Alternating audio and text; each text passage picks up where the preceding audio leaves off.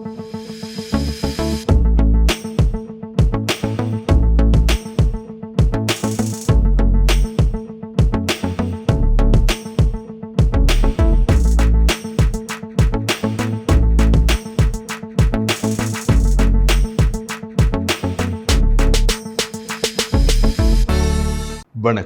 இலங்கை செய்திகளுடன் நான் நிரோஷன். விரிவான செய்திகளுக்கு முன் தலைப்புச் செய்திகள். நாளை நள்ளிரவுடன் தேர்தல் பிரச்சார பணிகளுக்கு தடை விதிக்கப்பட்டுள்ளதாக தேர்தல்கள் ஆணையாளர் நாயகம் சமன் ஸ்ரீ ரத்நாயக்க தெரிவிப்பு. சஜித் மற்றும் அனுரகுமார உள்ளிட்ட ஏனைய கட்சிகள் தமது பேரணிகளுக்கு ஏனைய மாவட்டங்களிலிருந்து பேருந்துகளில் ஆட்களை அழைத்து வருவதாக குற்றச்சாட்டு. அரசாங்கம் மற்றும் சஜித்தின் முகாமிலிருந்து வரும் அச்சுறுத்தல்கள் பற்றிய உண்மைகளை சமூகத்திற்கு முன்வைக்க வேண்டும் என்பதே எமது எதிர்பார்ப்பு என்று அனுரகுமார திசாநாயக்க கருத்து. ஜனாதிபதி தேர்தலுக்கான பிரச்சார கூட்டங்களுக்காக 200 கோடி ரூபாவுக்கு மேல் பேருந்துகளுக்கு செலவிடப்பட்டுள்ளதாக இலங்கை தனியார் பேருந்து உரிமையாளர் சங்கம் அறிவிப்பு. தொடர்வது விரிவான செய்திகள்.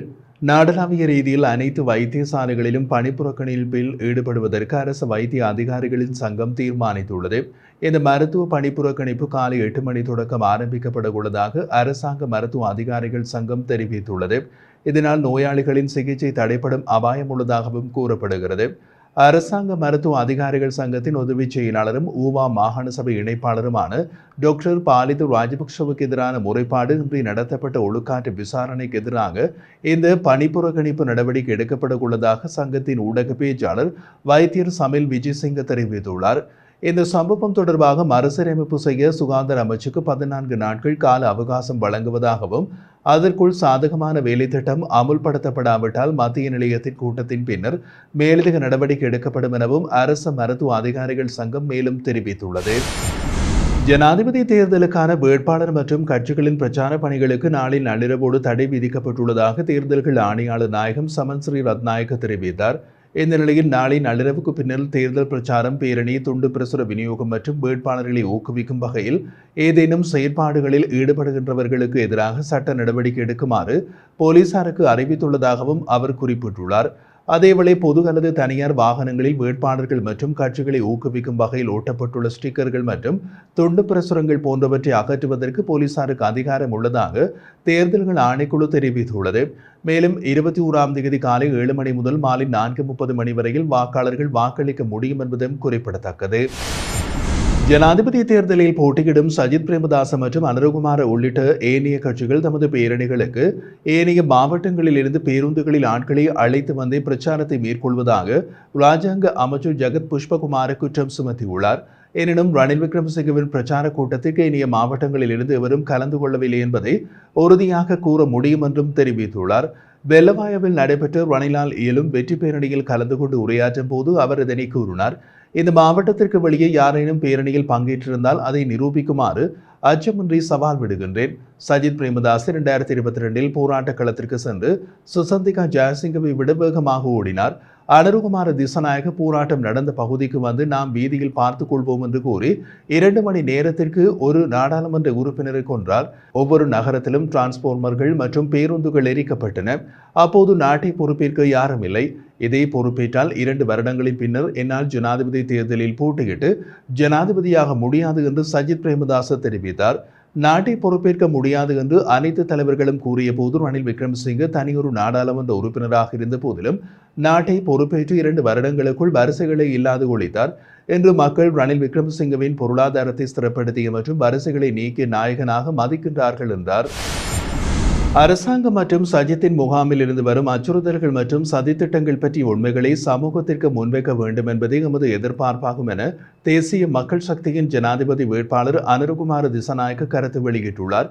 தனியார் ஊடகம் ஒன்றுக்கு வழங்கிய விசேட நேர்காணலில் அவர் இதனை கூறினார்.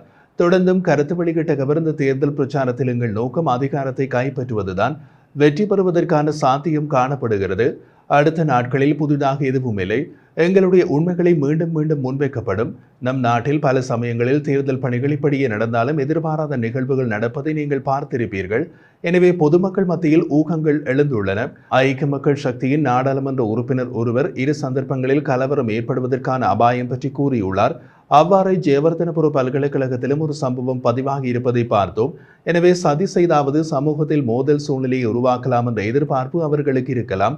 அதை வெளிப்படுத்துவதும் எங்கள் உறுப்பினர்களை எந்த வகையிலும் இதுபோன்ற மோதலில் ஈடுபட வேண்டாம் என்பதும், மோதல் ஏற்பட்டால் போலீசாருக்கும் ஆயுதப்படைகளுக்கும் தங்களுக்கு ஒதுக்கப்பட்ட அதிகாரங்களுக்குள் இதுபோன்ற விடயங்களை ஏற்படுவதை தடுக்க வேண்டும் என்றும் குறிப்பிட்டார்.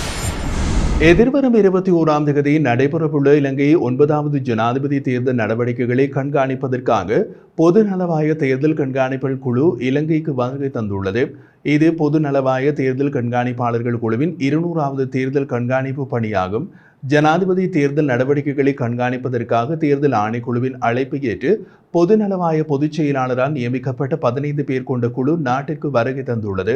இந்த குழுவின் தலைவர் சிசல்ஸ் நாட்டின் முன்னாள் ஜனாதிபதி டேனி பாரே ஊடக அறிக்கையில் தெரிவித்துள்ளதாவது: பொதுநலவாய அமைப்பின் 200வது தேர்தல் கண்காணிப்பு நடவடிக்கையில் ஈடுபட்ட இலங்கைக்கு வருகை தந்துள்ளமை எண்ணி பெரும் மகிழ்ச்சி அடைகின்றோம்.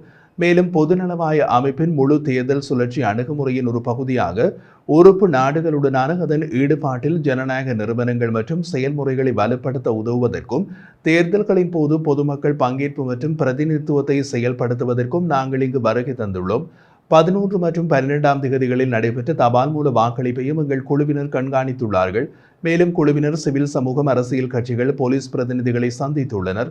அத்தோடு தேர்தல் ஆணைக்குழு, சிவில் சமூக பிரதிநிதிகள், தேர்தல் கண்காணிப்பாளர்கள் மற்றும் ஊடகங்கள் உட்பட பலரை சந்திக்க உள்ளனர். தேர்தலுக்கு முன்னரான சூழல், வாக்குப்பதிவு நடைபெறும் நாள் மற்றும் தேர்தலுக்கு பின்னரான காலம் ஆகியவற்றின் அனைத்து அம்சங்களையும் கவனித்து தேர்தல் கண்காணிப்பு குழு மதிப்பீடு செய்யும். இந்த குழு 19ஆம் தேதி முதல் கண்காணிப்பாளர்களை சிறு குழுக்களாக வெவ்வேறு மாகாணங்களுக்கு தேர்தல் முன்னாயத்தங்களை அவதானிக்க மற்றும் அந்தந்த இடங்களில் உள்ள உள்ளூர் பிரதிநிதிகளை சந்திக்க அனுப்பும். தேர்தல் நடைபெறும் நாளில் வாக்களிப்பு ஆரம்பம் முதல் நிறைவு வாக்குகள் எண்ணுதல் மற்றும் முடிவுகள் வெளியாக முகாமைத்துவ செயல்முறையை கண்காணிப்பார்கள். மேலும் 23ஆம் தேதி தேர்தல் கண்காணிப்பு குறித்து அறிக்கை வெளியிடும். தேர்தல் செயல்முறையின் பல்வேறு அம்சங்கள் குறித்த பரிந்துரைகளை வழங்கும் இறுதி அறிக்கையை குழு சமர்ப்பிக்கும் என்றும் தெரிவித்துள்ளார். இம்முறை ஜனாதிபதி தேர்தலுக்கான பிரச்சார கூட்டங்களுக்காக 200 கோடி ரூபாவுக்கு மேல் பேருந்துகளுக்கு செலவிடப்பட்டுள்ளதாக இலங்கை தனியார் பேருந்து உரிமையாளர்கள் சங்கத்தின் தலைவர் கெமினு விஜயரத்ன தெரிவித்தார். இதன் மூலம் 100 கோடி ரூபாய் லாபம் கிடைத்துள்ளதாகவும் அவர் சுட்டிக்காட்டினார். இன்று காலை இடம்பெற்ற செய்தியாளர் சந்திப்பில் கலந்து கொண்டு பேசிய அவர் இதனை குறிப்பிட்டார். தொடர்ந்தும் கருத்து வெளியிட்ட அவர், ஜனாதிபதி தேர்தல் பிரச்சாரத்தை முடிவுக்கு கொண்டு வரும் நாளைய தினம் நடைபெறவுள்ள கடைசி பொதுக்கூட்டங்களுக்கு ஒவ்வொரு அரசியல் கட்சி மற்றும் குழுக்கள் சுமார் 1500 பேருந்துகளுக்கு ஏற்கனவே முன்பதிவு செய்துள்ளதாகவும் குறிப்பிட்டார். இதேவேளை தேர்தல் கடமைகளுக்காக நாடு முழுவதும் சுமார் 500 பேருந்துகள் ஈடுபடுத்தப்பட்டுள்ளதாகவும் அவர் கூறினார்.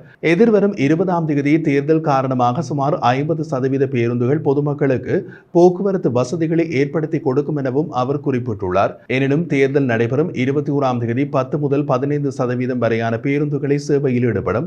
அன்றைய தினம் நீண்ட தூர சேவை பேருந்துகளுக்கு பெரும் தட்டுப்பாடு ஏற்படும் என்றும் அவர் மேலும் தெரிவித்துள்ளார்.